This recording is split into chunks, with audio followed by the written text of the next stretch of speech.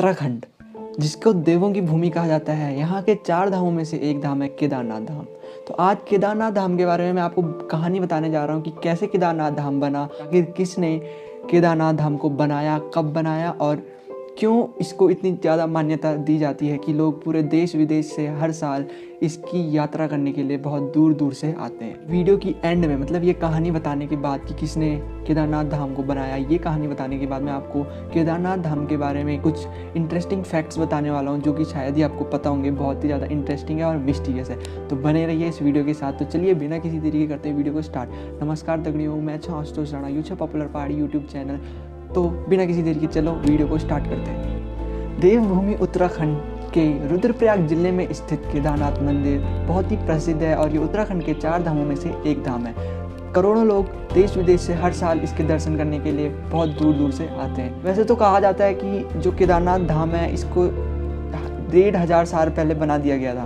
वैसे बहुत सी मान्यताएं हैं कि किसने केदारनाथ धाम को बनाया, और मतलब अभी कुछ पक्का नहीं है कि कितने साल पहले ये बना था और किसने ये, मतलब एग्जैक्टली ये किसने बनाया था। तो आज की मैं कहानी में मैं जो पांडव वाली वो कहानी है केदारनाथ की, वो मैं आपको बताने वाला हूँ। तो आज से बहुत ज़्यादा टाइम पहले, मतलब 1-1500 साल पहले, आपको पता होगा महाभारत का जो युद्ध हुआ था, तो उसमें क्या हुआ था, जो पांडव थे उन्होंने अपनों को मारा था। जैसे कि आपको पता है पांडवों ने कौरवों को मारा था, जो कि उन्हीं के परिवार वाले थे, कुरुक्षेत्र में।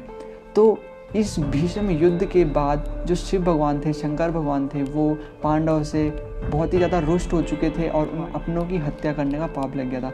तो शिव भगवान इनसे, मतलब पांडवों से बहुत ज़्यादा मतलब रुष्ट हो चुके थे, वो उनसे मिलना नहीं चाहते थे। ठीक है, तो क्या हुआ कि जो पांडव थे वो चाहते थे, वो शिव भगवान को खुश करना चाहते थे। तो पांडव चलते चलते चलते चलते शिव जी को ढूंढने के लिए काशी आ गए, लेकिन शिव जी उनसे रुष्ट थे, तो इसीलिए उन्हें शिव जी काशी में भी नहीं मिले। तो पांडव क्या करते रहे, घूमते रहे और शिव जी को ढूंढते रहे। उन्होंने बहुत सी तपस्या की, कड़ी तपस्या की, लेकिन उसके बावजूद भी शिव भगवान उन्हें नहीं मिले।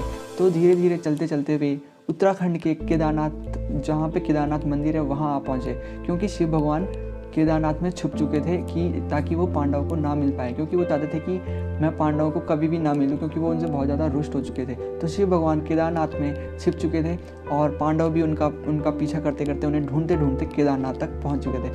तो जैसे ही वो केदारनाथ में आए, तो जितने भी पांडव थे वो शिव भगवान को ढूंढने लगे। लेकिन जैसे ही शिव भगवान को पता चला कि पांडव भी केदारनाथ धाम आ चुके हैं, मतलब जहाँ पर केदारनाथ उस टाइम मंदिर नहीं था ऐसा माना जाता है, तो शिव भगवान क्या हुआ कि शिव भगवान भी छुप गए और एक भैंस का रूप शिव भगवान ने धारण कर लिया। भैंस का रूप धारण करके शिव भगवान, बहुत से एक भैंस का समूह था, मतलब झुंड था, उनके बीच में शिव भगवान छिप गए, वो भी भैंस के रूप में ही। तो लेकिन हुआ क्या कि जो पांडव थे उन्होंने शिव भगवान को पहचान लिया कि शिव भगवान ने भैंस का रूप धारण कर लिया और वो इस झुंड में कहीं है। तो शिव भगवान उनके सामने नहीं आना चाहते थे, तो वो छिपे रहे उसी झुंड में। लेकिन पांडव में से जो भीम थे, उन्होंने क्या किया कि अपना रौद्र रूप धारण किया, मतलब बहुत बड़े वो हो गए, जो उनका असली रूप था वो उन्होंने धारण किया और दो चट्टानों में उन्होंने पैर रख लिए। तो जितने भी बाकी झुंड था, मतलब जितने भी बाकी जो भैंस थे, वो सब उनके पैर के नीचे से निकल गए, लेकिन सिर्फ एकमात्र शिव रूपी जो भैंस था वो उसके, मतलब भीम के पैरों के नीचे से नहीं गया और वो वहीं पर खड़ा हो गया। जो भीम ने उस भैंस के साथ मतलब उसे बहुत कंट्रोल किया, उसे पकड़ने की बहुत ज़्यादा कोशिश की, लेकिन धीरे धीरे क्या हुआ, जो शिव रूपी भैंस था वो क्या हो गया कि ज़मीन में नीचे नीचे धंसने लग गया, बहुत नीचे नीचे धंसने लग गया। तो भीम ने यह किया, उनकी पूंछ को पकड़ लिया, लेकिन जो तब तक के लिए क्या हुआ था कि जो आधा भैंस था वो नीचे ज़मीन में धंस चुका था, लेकिन भीम ने अपने में बहुत ज़्यादा ताकत थी और एकाग्रता थी, तो इस वजह से उन्होंने उनकी जो भैंस था उसकी पूंछ को पकड़े रखा। और जो शिव जी है, इसे देख के शिव जी बहुत ही प्रसन्न हुए। उन्होंने जो पांडवों की जो ये, मतलब वो थी भक्ति थी शिव भगवान के प्रति, उससे शिव भगवान बहुत ज़्यादा खुश हो गए और उन्होंने उन्हें वहीं पर दर्शन दे दिए, जो कि आज केदारनाथ धाम के नाम से प्रसिद्ध है। तो वहीं पर पांडव ने एक मंदिर बनाया क्योंकि वहाँ पर उन्हें शिव भगवान के दर्शन हुए थे, जिनको वो बहुत, मतलब कठिनाई से उन्हें वो मिले। तो वहीं पर उन्होंने, जो पांडव थे, उन्होंने वहाँ पर केदारनाथ धाम को बनाया और तब से केदारनाथ धाम में वहाँ पर, मतलब शिव जी की पूजा की जाती है और उन्होंने वहीं पर शिव जी का जो वो था, मतलब लिंग था, वहाँ पर पानी चढ़ाया। तो कहा जाता है कि जो केदारनाथ धाम है वो शिव जी का, मतलब जो भैंस था उसका पीछे का हिस्सा है केदारनाथ, और आगे का हिस्सा जो है वो धंस के नेपाल का जो पशुपतिनाथ है वहाँ हो गया।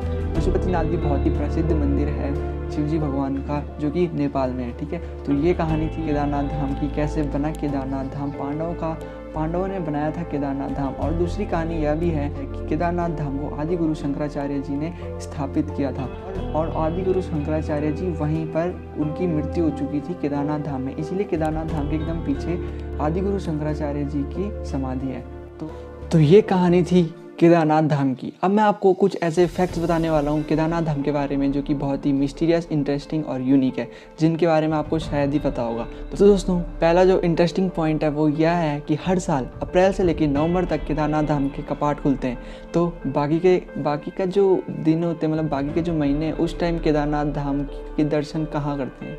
तो ये एक इंटरेस्टिंग पॉइंट है कि 6 महीने केदारनाथ धाम, जो मतलब सर्दियों का नवंबर के बाद, नवंबर से लेकर अप्रैल तक केदारनाथ धाम की जो डोली होती है उसको रखा जाता है ऊखीमठ में।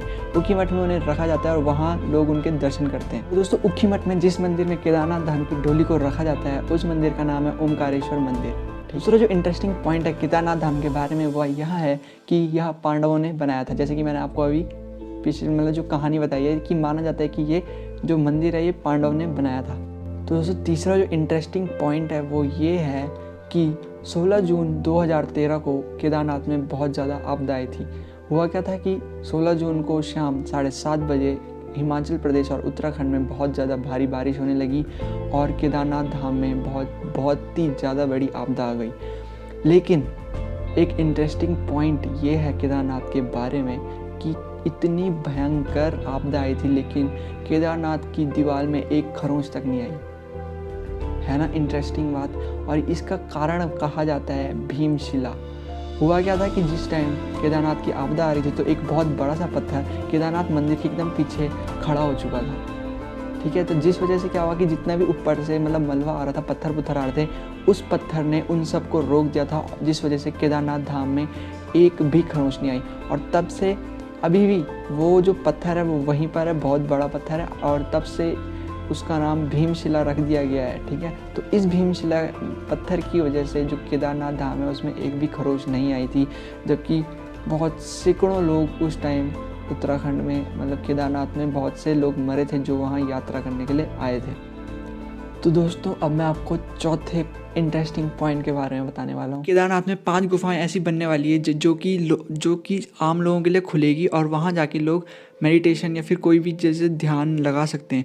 तो 5 जो गुफाएं हैं उनमें से एक गुफा बन के तैयार हो चुकी है और पिछले साल से वो स्टार्ट हो चुकी है। उस गुफा का नाम है रुद्र केव यानी रुद्र गुफा। जहाँ रुद्र गुफा में पिछले साल हमारे देश के प्रधानमंत्री वहाँ गए थे और वो वहाँ पर ध्यान में बैठे थे। तो आपको इंटरेस्टिंग बात ये है उन गुफा की कि जो गुफा है ना वो पहले से ही केदारनाथ में, लेकिन उन्हें ना रिकंस्ट्रक्ट किया जा रहा है। मतलब वहाँ अंदर बेसिक सुविधाएं दी जा रही है, जैसे टॉयलेट हो गया, बेड हो गया, तो वहाँ अंदर ऐसी मतलब बेसिक फैसिलिटी दी जा रही है। लेकिन वहाँ लोग मतलब बेसिकली ध्यान लगाने के लिए जाएंगे, मेडिटेशन करने के लिए। तो एक गुफा बन के तैयार हो चुकी है जो कि रुद्र गुफा है, जहाँ पिछले साल हमारे प्रधानमंत्री नरेंद्र मोदी भी गए थे। वो उनकी बुकिंग आप कर सकते हो, वहाँ जा सकते हो। लेकिन अभी वहाँ 4 गुफाएं और बननी है। तो कैसी लगी आपको दोस्तों ये वीडियो? अगर वीडियो पसंद आई होगी तो प्लीज़ इस वीडियो को लाइक ज़रूर करना और अपने दोस्तों के साथ इस वीडियो को शेयर ज़रूर करना। और अगर आपको उत्तराखंड से रिलेटेड ऐसी वीडियोस चाहिए, क्योंकि ये जो चैनल है ना इसमें उत्तराखंड से रिलेटेड ऐसी मस्त इन्फॉर्मेशन मैं आपको दूंगा, तो प्लीज़ इस चैनल को लाइक कर देना। तब तक के लिए बाय बाय, सेफ रहें, सुरक्षित रहें। मिलते हैं आपको मेरी अपनी अगली वीडियो में।